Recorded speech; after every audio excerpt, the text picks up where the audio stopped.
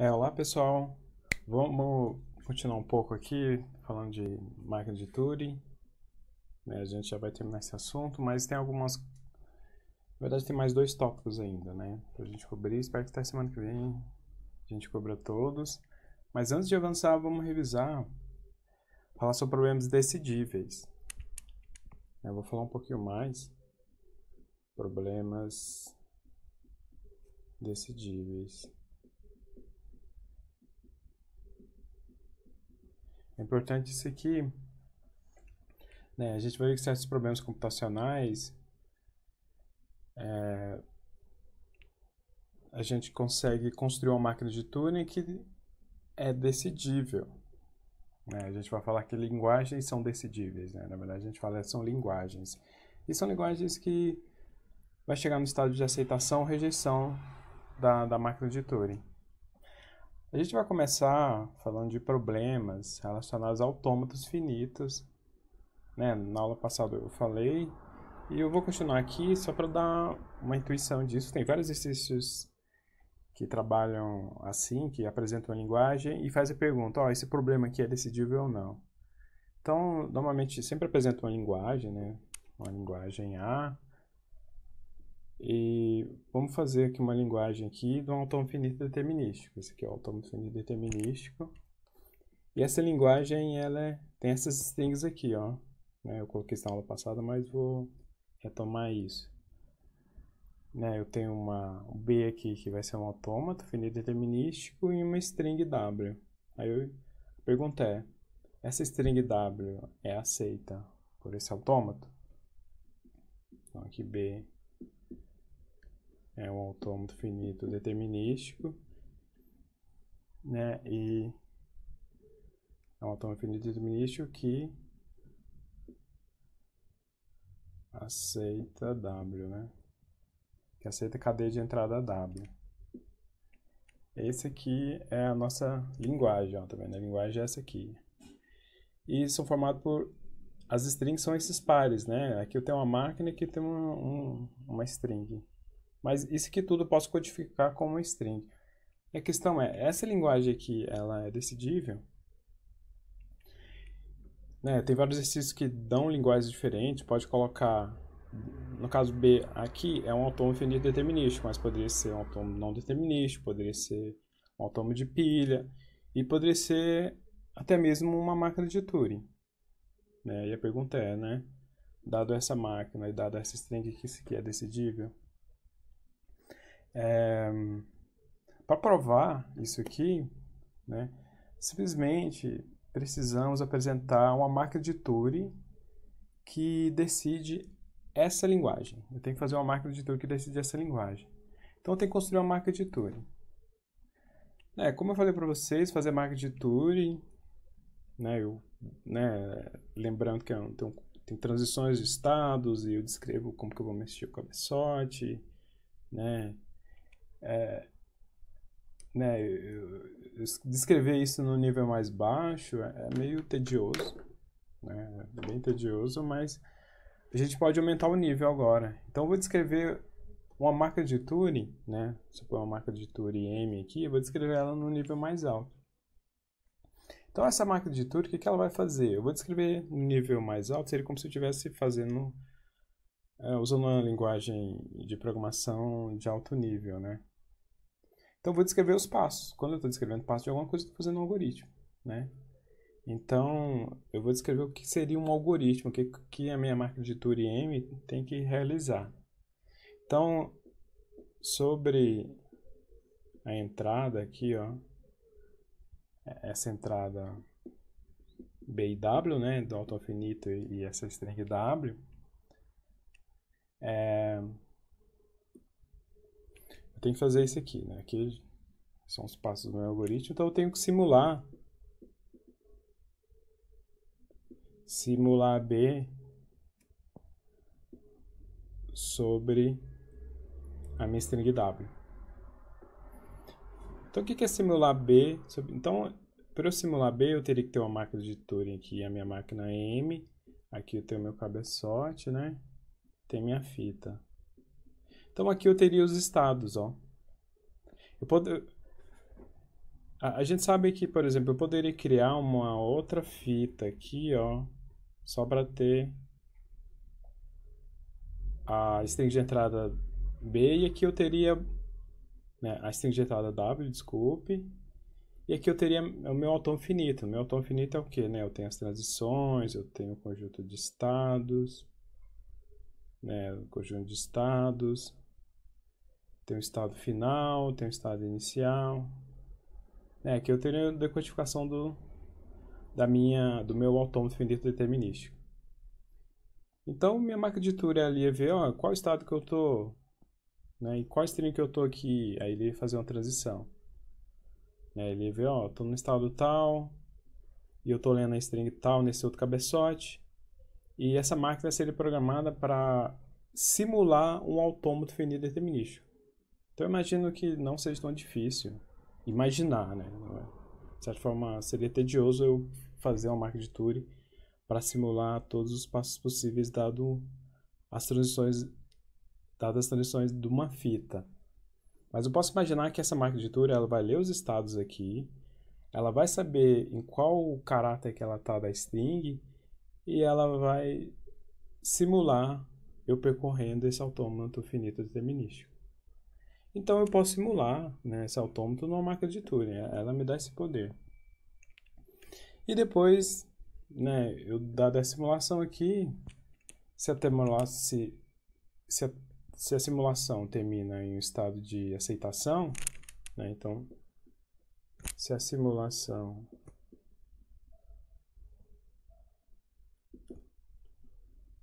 aceita, né, a gente sabe que esse é um autômato finito determinístico, então autômato finito determinístico, né, ele vai estar no estado de aceitação, aquele estado, né, o estado final, o estado terminal, ou ele vai estar no estado que não é terminal, né? Então, se ele está no estado terminal, no estado de aceitação, então a minha máquina, ela aceita, né? Então, aceita.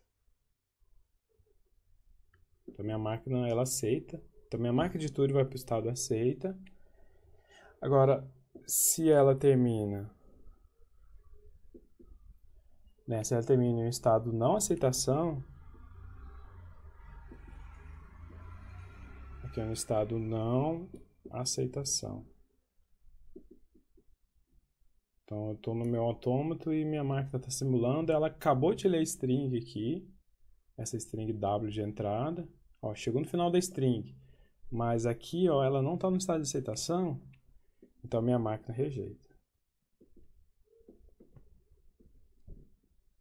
Então, esses passos aqui, né, apesar de ser bem alto nível, mas a gente sabe que é possível fazer, é uma demonstração que essa linguagem aqui é decidível.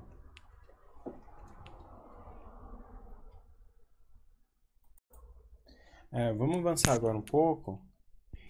Vamos construir uma outra linguagem, eu vou chamar essa linguagem de A, MT, né, de máquina de Turing. Essa linguagem ela vai ter como entrada, vou ter uma máquina M e um string W. Aqui, ó, M é uma máquina de Turing. E essa máquina de Turing M aceita W. A grande questão é, essa linguagem aqui é decidível? Lembrando, a linguagem é decidível se eu consigo construir uma máquina que decide sobre essa linguagem, né? Que vai entrar no estado de aceitação ou rejeição. Né? Então a máquina ela tem que ler, né? Eu tenho que construir uma máquina de Turing que vai receber uma outra máquina de Turing e uma string W e tem que responder aceito ou não. Lembrando que o problema, né, é que uma máquina de Turing ela pode travar, né? Ela pode entrar em loop, né? Ela pode não ir para o estado de aceitação nem para o estado de rejeição. Ela pode ficar rodando ali, travar, né, o loop, né? E a questão é, eu consigo construir uma máquina que reconhece isso aqui? Que decide sobre essa linguagem? Desculpa, decide. Uma máquina que decide sobre essa linguagem? A pergunta, né, que eu poderia reformular é eu consigo saber se a máquina de Turing ela vai parar, né? Porque eu posso pensar, ó, eu posso muito bem, né? Eu poderia falar, ó, se a máquina travar, se ela parar, eu posso escrever, né, que ela rejeita, né? Mas é possível eu decidir isso, se a máquina vai parar ou não. Lembrando que a máquina, né, ela vai ficar no estado, ela vai ficar né, executando infinitamente, né? Não vai entrar num loop.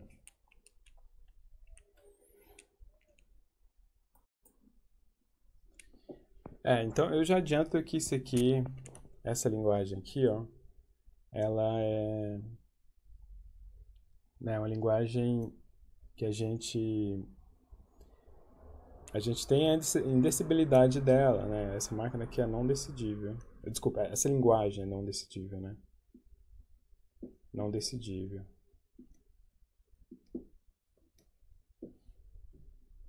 Né? Se eu construir uma máquina aqui, ela pode muito bem entrar em loop, né? Mas isso aqui é reconhecível. Eu posso construir uma máquina de Turing que reconhece essa linguagem, né? Para eu construir uma máquina que reconhece essa linguagem, eu poderia simular essa máquina M a partir de W. Então, no caso, eu teria uma máquina, vou chamar a máquina H, que vai simular. Aqui eu tenho a descrição da máquina M, ó. Tá vendo que aqui na fita de entrada eu tenho a especificação da máquina M. Eu poderia ter também aqui a minha string W, né? A minha entrada. Aí eu pergunto, né? Eu vou simular essa máquina M com uma outra máquina de Turing H, né? H aqui é também uma máquina de Turing. Então, olha que interessante, eu tenho uma máquina de Turing executando outra máquina de Turing. E isso retorna para a gente aquele conceito de algoritmo, né? Então, no caso, eu tenho esse H aqui, ó, seria como um computador de propósito geral, onde ele é programável. Eu posso passar um programa aqui, um algoritmo M, e essa máquina H, ela executa as instruções da descrição de M, né? No caso, o M que é um algoritmo, para uma dada entrada, né? Então, esse H aqui é o nosso computador, é o nosso máquina programável. Essa máquina H aqui, né, é interessante, né, porque ela executa em si mesma. Ela é um exemplo de máquina de Turing universal. Isso aqui é máquina de Turing universal. Essa é a nossa máquina de Turing universal. E essa máquina ela é chamada de universal porque ela é capaz de simular qualquer outra máquina de Turing, né, a partir da descrição dela mesma. Então, a máquina de Turing universal, né, ela desempenhou um papel importante, inicial, e estimulou o desenvolvimento de computadores programáveis, né? Computadores de programa armazenado, né? Eu posso armazenar um programa dentro do computador, né? Então, a partir da ideia, né? Isso a partir da ideia da máquina de Turing universal. Isso aqui é reconhecível, né? Então, reconhecível é falar, ó, eu posso simular essa máquina M aqui, ela vai aceitar, ela vai rejeitar, ou vai entrar em loop, né? Vai ser reconhecível. A questão é,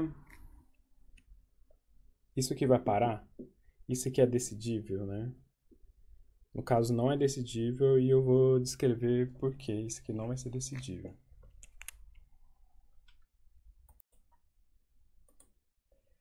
Olá pessoal, eu trouxe uma animação aqui, eu peguei uma animação do YouTube, espero que não me dê strike por isso, né? E é o Teatro do Absurdo, Redução ao Absurdo, vai apresentar por que computadores não podem fazer tudo, né? Se tivesse alguma forma de determinar que uma máquina não iria parar sobre uma entrada, a gente poderia, né, a máquina poderia rejeitar. né? Esse é o problema da parada. Mas primeiro vamos mostrar o que a máquina consegue fazer, né? Vou mostrar o que a máquina consegue fazer. E aqui ele trouxe uma máquina A como exemplo. Veja que A aqui é uma máquina. Né, a gente pode pensar que é uma máquina de Turing. Ele dá uma entrada. No caso, essa máquina A faz operações aritméticas, né? Somou 3 mais 5 e deu a resposta. E a resposta poderia estar na própria fita, né? Ele deu a entrada, 4 vezes 6, e a resposta está lá na fita, 24. Ele pode escrever isso na fita como resposta. Eu tenho uma outra máquina, uma máquina C, que recebe um outro tipo de linguagem, né, outro tipo de string aqui de entrada, que é um tabuleiro de dama, e ela faz uma jogada. Aí ele colocou uma outra jogada, e a máquina fez sua próxima jogada. Então a máquina C joga dama, né? E essas aqui são máquinas que a gente consegue construir, né? A máquina de Turing, a gente dá uma entrada, ela faz uma operação, né? Tem as transições e tudo. Agora vamos para o desafio.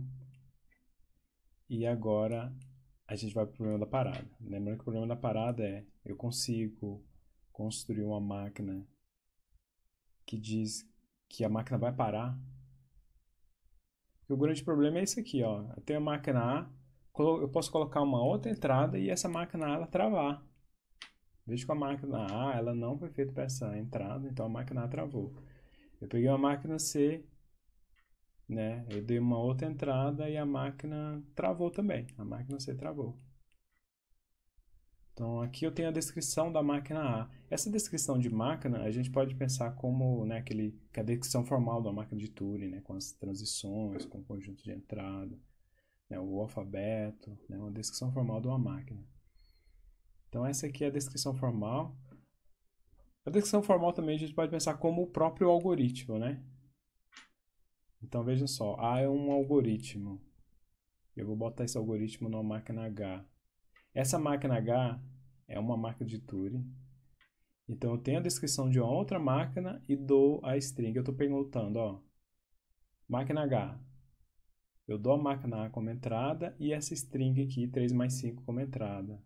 E a máquina H responde, não trava. Vejam só, agora eu dou para a máquina H uma entrada A e a máquina H ela vai falar trava, né? Vejam só, para a máquina H eu dou uma entrada C e dou uma string, né, que a máquina C reconhece e a máquina C vai falar não trava. Então a máquina H é a máquina de Turing universal, que ela dá uma outra descrição e ela vai falar que ela trava ou não. Só porque a gente está supondo que existe uma máquina H. A gente sabe que não é possível construir uma máquina H que vai falar que ela trava. Mas a prova é uma prova por absurdo. Suponha que existe essa máquina H. Se é uma prova por absurdo, eu tenho que chegar numa contradição. É agora que a gente vai mostrar que uma máquina H dessa forma não existe. A gente vai construir, fazer uma construção para chegar no absurdo. Esse é o problema da parada. É possível construir uma máquina que ela vai dizer que para ou não, né? Que eu dou uma descrição de uma outra máquina, ela vai parar ou não. É possível construir essa máquina H que fala que uma descrição para ou não? Para eu construir essa máquina H, eu vou usar outras máquinas e aqui ele vai trazer, né, esses bichinhos bonitinhos aí, vão trazer uma outra máquina para auxiliar na construção. Ele vai trazer uma máquina P, que eu dou uma descrição e ela duplica essa descrição, essa máquina P. Ele vai encaixar ela lá, né? Seria como um procedimento auxiliar que eu estou usando. Aí trouxe também uma outra máquina, uma máquina N. Essa máquina ela reverte a entrada. Ó, se eu der uma entrada não trava, a máquina trava. Agora, se dá uma entrada trava, a máquina não trava. Né? Se dá uma entrada para ela, ela vai inverter o resultado. Então, você fala para ela não trava, ela trava. Se você fala para ela trava, ela não trava. Né? Ela sempre inverte o resultado. Eu juntei essas máquinas auxiliares junto com a máquina H e formei uma máquina X. E agora a partir dessa máquina X, né, eu tenho uma entrada e essa máquina X vai dar uma resposta, né? Vai dar um aceite ou um rejeito, essa máquina X. Aqui eu tenho a descrição da própria máquina X. Vejam só, eu dou a descrição da própria máquina X, que isso não é tão absurdo. Eu posso fazer um compilador Pascal usando uma linguagem Pascal, né? Então eu tenho a descrição da própria máquina X, ela duplica a entrada de X. Aí ela pergunta para a máquina H, X trava com a própria descrição de X? Agora tem dois casos. O primeiro caso é que se a máquina responder não trava. Se eu dar X e com a própria descrição de X, a máquina não trava. Só porque o N inverte o resultado e a máquina travou. A máquina H falou que o X não trava mais, X travou. Né? Como pode isso? A máquina H falou que não trava, mas travou. Agora, o outro caso. Eu dou X como entrada, ele duplica a entrada e pergunto para H. H, a máquina X trava dando a própria descrição de X? A máquina X vai travar? Ela falou, não, a máquina não trava. Mas a máquina X... Né, desculpa, a máquina H falou, a máquina X trava, mas a máquina X não travou. Isso é uma contradição. Né? Esse é um resultado dedutivo.